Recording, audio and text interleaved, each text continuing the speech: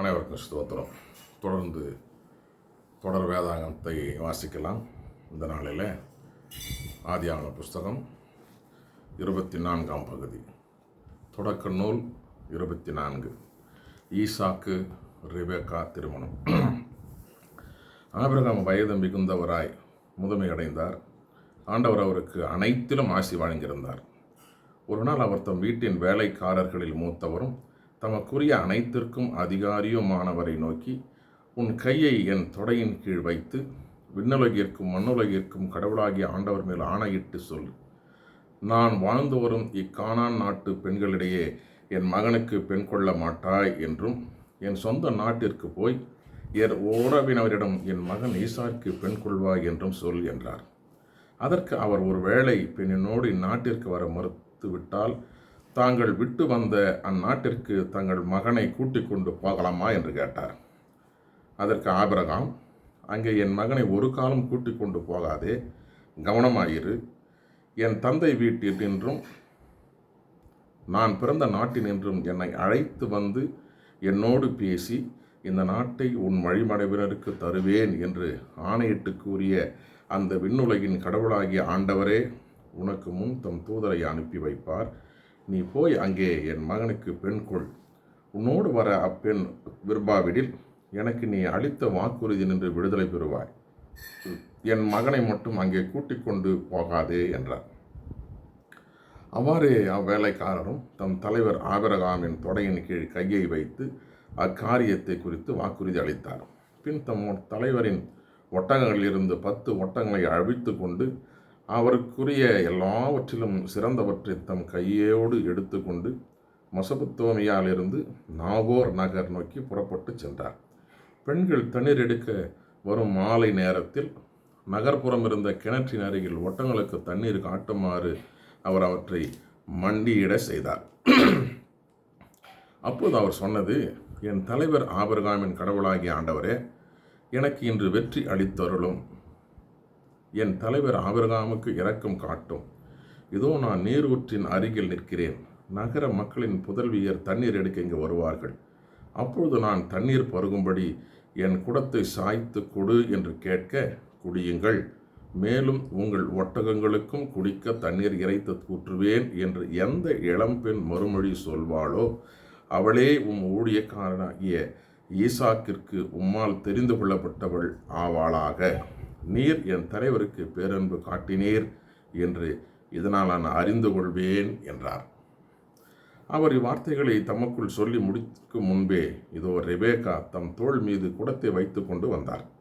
அவர் ஆபிரகாமின் சகோதரர் நாகோருக்கும் அவர் மனைவி மில்காலுக்கும் பிறந்த பெத்துவேலின் மகள். அவர் எழில் மிக்க தோற்றமுடையவர், ஆண் தொடர்பு அறியாத கன்னிப்பெண். அவர் நீரூற்றுக்குள் இறங்கி குடத்தை நிரப்பிக்கொண்டு மேலேறி வந்தார்.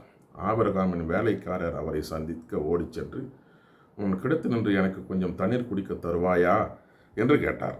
உடனே அவரும், குடியுங்கள் ஐயா என்று விரைந்து தம் குடத்தை தோளினின்று இறக்கி அவருக்கு குடிக்க கொடுத்தார்.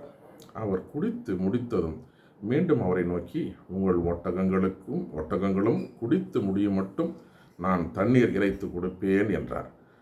குடத்து நீரை தொட்டியில் விரைவாய் ஊற்றிவிட்டு மேலும் தண்ணீர் இறைக்க நீரூற்றுக்குள் ஓடிச் சென்று ஒட்டகங்கள் அனைத்திற்கும் தண்ணீர் இறைத்து ஊற்றினார். அந்த வேலைக்காரர் இதை கண்டு வாயடித்து போய் தமது பயணத்திற்கு ஆண்டவர் வெற்றி அளித்தாரா இல்லையா என்று அறியும்படி அவரை பார்த்து கொண்டிருந்தார். ஒட்டகங்கள் நீர் குடித்து முடித்த பின் அவருக்கு 6 கிராம் நிறையுள்ள பொன் மூக்கணியும் 120 கிராம் நிறையுள்ள 2 காப்புகளும் கொடுத்தார். பின்னர் அவரை நோக்கி, நீ யாருடைய மகள்? சொல், உன் தந்தையின் வீட்டில் நாங்கள் இரவு தங்குவதற்கு இடம் இருக்குமா என்று வினவினார். அவரோ மறுமொழியாக, நாகோருக்கு மில்கா பெற்ற மகனான பெத்துவேலின் மகள் நான் என்றார். மேலும் எங்கள் வீட்டில் வைக்கோலும் தீவனமும் மிகுதியாக இருப்பதுமன்றி தங்குவதற்கு இடமும் உண்டு என்றார். அந்த மனிதர் ஆண்டவரை வணங்கி தொழுது, என் தலைவர் ஆபிரகாமின் ஆண்டவர் போற்றி போற்றி, என் தலைவருக்கு அவர் காட்டியிருந்த பேரன்பையும் உண்மையையும் விட்டு விலகவில்லை. என் தலைவரின் சகோதரன் வீட்டிற்கு மறுவழியில் ஐயா அவர் என் முன்னே சென்றார் என்றார். அந்த இளம் பெண் ஓடிச் சென்று தன் தாயின் வீட்டில் உள்ளோருக்கு இந்நிகழ்ச்சிகளை பற்றி கூறினார். ரெபேக்காவுக்கு லாபான் என்னும் சகோதரன் இருந்தான். அவன் வெளியே வந்து அந்த மனிதரை பார்க்க நீரூற்றை நோக்கி ஓடினான். ஏனெனில் தன் சகோதரி அணிந்திருந்த மூக்கணியையும் காய்காப்புகளையும் அவன் கண்டிருந்தான். அந்த மனிதர் என்னிடம் இவ்வாறு சொன்னார் என்று தன் சகோதரி ரெபேக்கா கூறிய வார்த்தைகளையும் கேட்டிருந்தான். அவன் அந்த ஆடிடம் ஓடிச் சென்று நீரூற்றறிய ஒட்டங்களோடு நின்று கொண்டிருப்பதை கண்டார். அவன் அவரை நோக்கி, ஆண்டவரின் ஆசி பெற்றவரே வருக, இங்கு தாங்கள் வெளியே நிற்பது ஏன்? உமக்காக வீட்டையும் ஒட்டங்களுக்காக இடத்தையும் துப்புரவு செய்து வைத்திருக்கிறேன் என்று சொன்னான். அவன் அவரை வீட்டிற்கு அழைத்து கொண்டு வந்து ஒட்டகங்களின் சுமையை இறக்கி வைக்கோலும் தீவனமும் இட்டு அவருக்கும் அவரோடு வந்த ஆள்களுக்கும் கை கால் கழுவதற்கு தண்ணீர் கொடுத்தான். பின் அவருக்கு உணவு பரிமாறப்பட்டது. அவரோ, நான் வந்த காரியத்தை பற்றி சொல்லும் முன் சாப்பிட மாட்டேன் என லாபான் சொல்லும் என்றான்.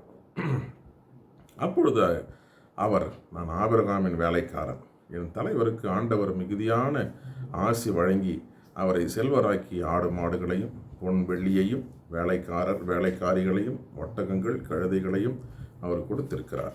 மேலும் என் தலைவரின் மனைவியாகிய சாரா தம் வயது முதிர்ந்த காலத்தில் என் தலைவருக்கு ஒரு மகனை பெற்றெடுத்தார். அவரும் அவனுக்கு தமக்குரிய அனைத்தையும் கொடுத்திருக்கிறார். என் தலைவர் என்னை ஆணையிடை செய்து, நான் வாழ்ந்து வரும் இந்த கானான் நாட்டு பெண்களிடையே என் மகனுக்கு நீ பெண் கொள்ள மாட்டாய் என்றும், என் தந்தையின் வீட்டாரிடம் என் இனத்தாரிடம் சென்று என் மகனுக்கு நீ பெண் கொள்வாய் என்றும் சொல் என்றார். அப்பொழுது நான் என் தலைவரை நோக்கி, ஒருவேளை பெண் என்னோடு வரவில்லை என்றால் என்று வினவினேன். அதற்கு அவர் மறுமொழியாக, ஆண்டவர் திருமுன் நான் வாழ்ந்து வருபவன், அவர் உன்னோடு தம் தூதரை அனுப்பி உனது பயணத்தை வெற்றி பெற செய்வார். என் இனத்தாரிடையே என் தந்தையின் குடும்பத்தில் இருந்து என் மகனுக்கு பெண் கொள்வாய். அப்பொழுது நீ எனக்கு அளித்த வாக்குறுதியினை விடுதலை பெறுவாய். அப்படியே என் இனத்தாரிடம் போய் கேட்டும் அவர்கள் தராவிட்டால் நீ எனக்கு அளித்த வாக்குறுதியை விடுதலை பெறுவாய் என்றார். இன்று நான் அந்த நீரூற்றின் அருகில் வந்தவுடன் என் தலைவர் ஆபிரகாமின் கடவுளாகிய ஆண்டவரே, நான் மேற்கொண்ட பயணத்திற்கு கருணை கூர்ந்து வெற்றி தாரம். இதோ நான் நீரூற்றின் அருகில் நிற்கிறேன். தண்ணீர் எடுக்க வரும் இளம் பெண்ணிடம் நான் பொருங்கும்படி உன் குடத்திலிருந்து எனக்கு கொஞ்சம் தண்ணீர் தா என்று கேட்க, அவள் குடியுங்கள், மேலும் உங்கள் ஒட்டகங்களுக்கும் தண்ணீர் இறைத்து ஊற்றுவேன் என்று சொல்வாளாயின் அவளே என் தலைவரின் மகனுக்கு ஆண்டவரால் தெரிந்து கொள்ளப்பட்டவள் ஆவாள் என்று என் மனதிற்குள் சொல்லி முடிக்கும் முன்பே இதோ ரெபேக்கா தன் தோள் மீது குடத்தை வைத்து கொண்டு வந்தாள். நீர் இறைக்குமாறு அவள் நீரூற்றுக்குள் இறங்கினாள். அப்பொழுது நான் அவளிடம், எனக்கு குடிக்கத்தா என்றேன். அவள் உடனே தோளிலிருந்து குடத்தை இறக்கி, குடியுங்கள், உங்கள் ஒட்டகங்களுக்கும் தண்ணீர் காட்டுவேன் என்று கூற நானும் குடித்தேன்.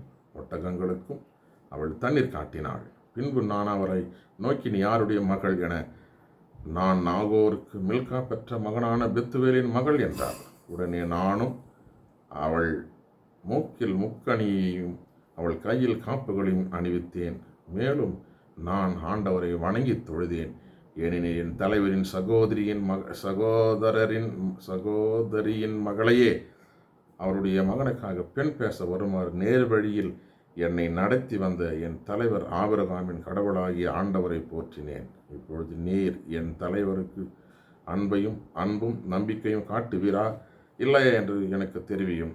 அதற்கேற்ப வளமோ இடமோ எங்காயிலும் திரும்பி செல்வேன் என்றார். அதற்கு லாபானும் பெத்துவேலும் மறுமொழியாக, இச்செயல் ஆண்டவரால் நிகழ்ந்துள்ளது. நாங்கள் மீண்டும் இதற்கு சாதகமாகவோ பாதகமாகவோ ஒன்றும் சொல்லக்கூடாது. இதோ ரெபேக்கா முன் இருக்கிறாள். ஆண்டவர் சொன்னபடியே அவளும் தலைவருடைய மகனுக்கு மனைவி ஆகும்படி அவளை அழைத்து கொண்டு போங்கள் என்றார். ஆபிரகாமின் வேலைக்காரர்களுடைய வார்த்தைகளை கேட்டதும் ஆண்டவரை தொழுதார். பிறகு அவர் பொன் வெள்ளி நகைகளையும் ஆடைகளையும் எடுத்து ரெபேக்கா கொடுத்தார். அவர் சகோதரருக்கும் தாய்க்கும் விலையுயர்ந்த அன்பளிப்புகளையும் கொடுத்தார். பின் அவரும் அவரோடு இருந்தவர்களும் உண்டு குடித்து அங்கு இரவை கழித்தார்கள். அவர்கள் மறுநாள் காலை எழுந்ததும் அவர், என் தலைவரிடம் போக விடைத்தாருங்கள் என்றார். ரெபேக்காவின் சகோதரனும் தாயும் அவரை நோக்கி, பின் 10 நாள்களேனும் எங்களோடு இருக்கட்டும், அதன் பின் புறப்பட்டு போகலாம் என்று மறுமொழி கூறினார். ஆனால் அவர் அவர்களிடம், என்னை நீங்கள் தாமதப்படுத்தாதீர்கள். ஆண்டவர் என் பயணத்திற்கு வெற்றியை தந்திருக்கிறார்.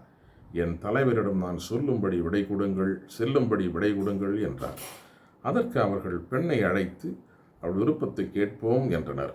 அப்படியே ரெபேக்காவை அழைத்து, இவரோடு போகிறாயா என்று அவரை கேட்டனர். அவரும் போகிறேன் என்றார். எனவே அவர்கள் தங்கள் சகோதரி ரெபேக்காவையும் அவர் தாதியையும் ஆபிரகாமின் வேலைக்காரரையும் அவரை சேர்ந்தவர்களையும் அனுப்பி வைத்தனர்.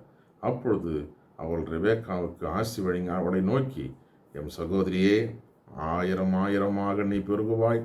உன் வழிமறைவினர் தங்கள் பகைவரின் நகர்களை உரிமையாக்கி கொள்வார்களாக என்றனர். பின்பு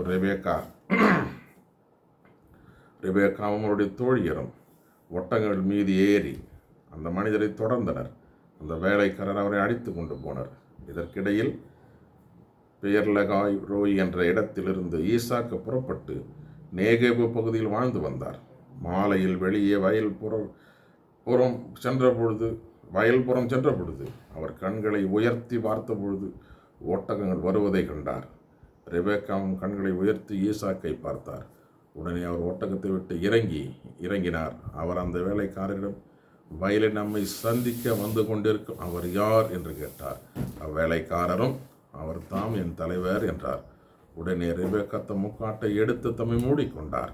அப்பொழுது வேலைக்காரர் ஈசாக்கிடம் தாம் செய்தது அனைத்தையும் பற்றி கூறினார். ஈசாக்கு தம் தாயார் சாராவின் கூடாரத்திற்குள் ரெபேக்காவை அழைத்து சென்று மணந்து கொண்டார். அவரும் ஈசாக்குக்கு மனைவியானார். அவர் ரெபேக்கா மீது அன்பு வைத்திருந்தார். இவ்வாறு தம் தாயின் மறைவுக்கு பிறகு ஈசாக்கு ஆறுதல் அடைந்தார். வாசிக்க தெரிந்து கொள்ளப்பட்ட தொடக்க நூல் 24ஆம் பகுதி வாசித்து முடிந்தாயிற்று. கடவுளுக்கு மகிமையும் ஆட்சியும் உரித்தாக. தொடர்ந்து தொடர் வேதாகமத்தில் இணைந்திருப்போம், வேதத்தை வாசிப்போம். கர்த்தர் நம்மையும் குடும்பங்களை ஆசீர்வதிப்பாராக. ஆமென்.